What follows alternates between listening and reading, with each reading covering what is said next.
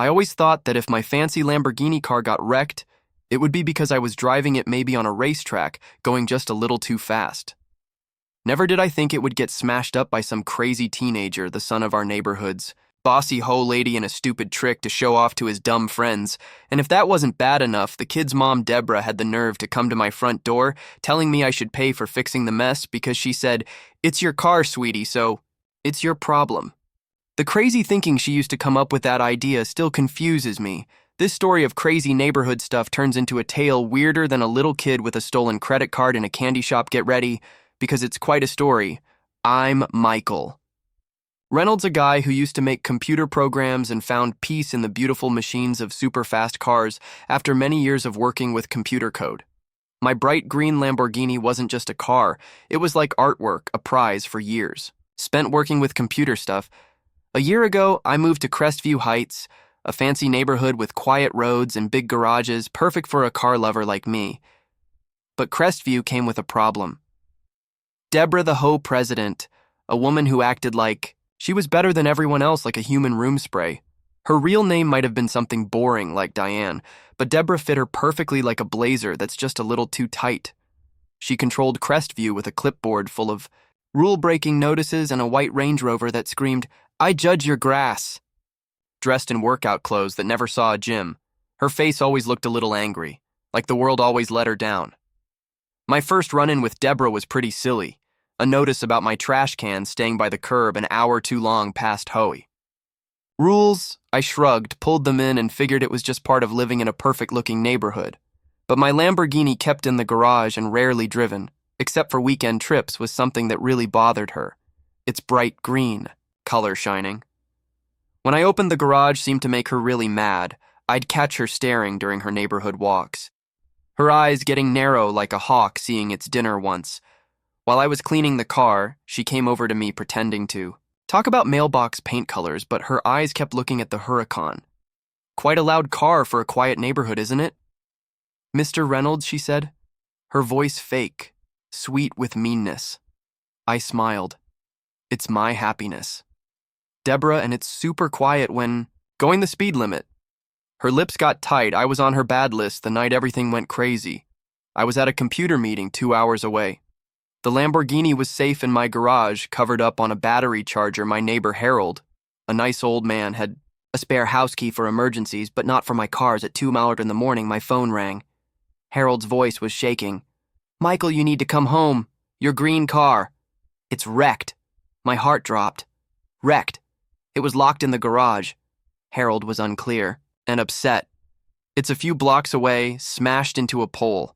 A kid was driving. Police are here." I threw clothes into a bag and drove back fast, anger and shock fighting in my chest. The kid, I'd find out, was Deborah's 17-year-old son, Ethan, a mean troublemaker, whose reputation for breaking things and stealing was known by everyone in the neighborhood. When I got there, the scene was terrible. The Lamborghini's smooth shape was a twisted mess, its front end completely destroyed. A wheel ripped off airbags, blown up police lights made everything look weird. Sergeant Carter, a tired officer, explained it all. Ethan, wanting to show off, had broken into my garage, grabbed the extra key from a key box, probably after watching me use it, and took the car for a crazy ride. People saw him speeding, sliding around through quiet streets before crashing into a pole. Amazingly, Ethan and his 2 friends only got cuts and scrapes thanks to the car's safety stuff. The Huracan, worth over $250,000, was completely ruined. Ethan got in trouble for stealing a car, dangerous driving, putting people in danger. He was arrested, but the real trouble was just starting. I stood by the wreck, a ball of anger growing in my chest. This wasn't just about a car, it was breaking trust and safety.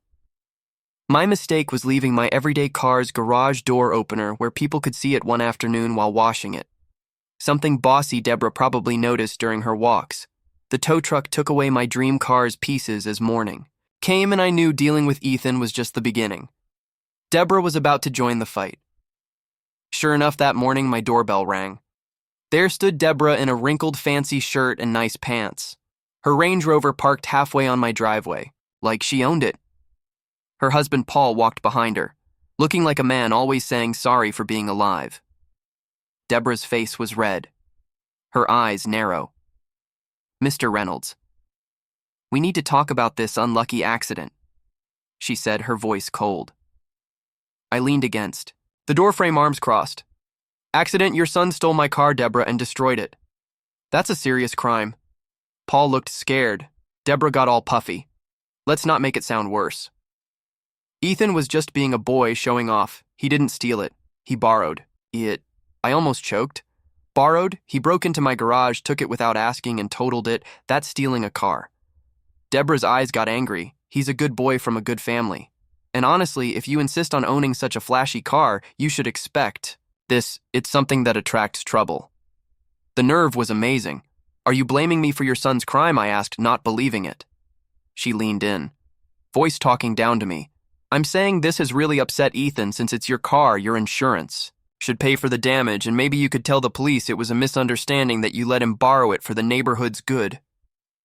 I stared without words. Paul shuffled around, embarrassed.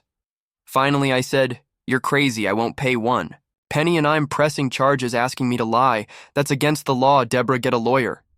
Her face twisted with anger. "We're important people in this neighborhood. You'll be sorry, Reynolds. We'll sue you for hurting our feelings, for putting a minor in danger with that car." She stormed off, slamming her Range Rover's door. Paul mumbled, "Sorry," and followed. This was war. I called my insurance, who said my policy covered theft and damage and would go after Ethan's family for money. Then I called Olivia Grant, a tough lawyer I'd known for years. Olivia listened to the whole story, from the theft to Deborah's demands, and laughed darkly. "This woman's giving us an easy legal win. We'll work with the police on Ethan's charges. Let your insurance handle the claim and get ready for her lawsuit. She wants to fight dirty. We'll destroy her," Olivia suggested, making my security better, thinking Deborah's crazy behavior might get worse. I put in high-quality cameras covering every part of my property and started writing down every conversation. Harold was really helpful, remembering Ethan hanging around my house weeks before, looking suspicious.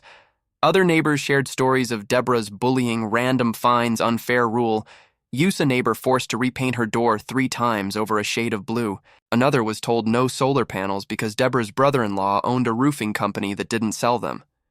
The HOA was her personal kingdom. Meanwhile, Ethan, out of jail for now, didn't feel sorry, bragging online about his amazing joyride.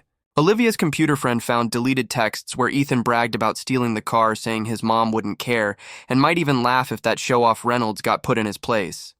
This suggested Deborah helped, which was huge news we shared. With the police, Deborah not giving up sent a bunch of HOA violations. My grass was too tall by a tiny bit. My mailbox paint slightly faded, a driveway stone the wrong color. Each was petty, mean, and carefully written down.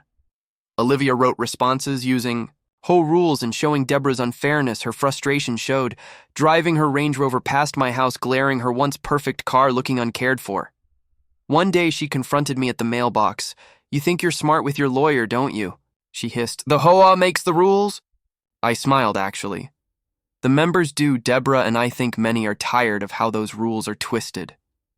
She stuttered as I walked away. The yearly HOA meeting was coming, a chance to expose Deborah's control. Olivia and I got ready with requests checking. Money reviewing, rule enforcement, a vote of no confidence, I gathered. Proof violation notices, neighbor statements, Ethan's texts. The meeting, usually boring, brought a big crowd. Deborah, in a dark blue suit, tried to take charge, but her speech about standards didn't work. Olivia stood up, voice clear.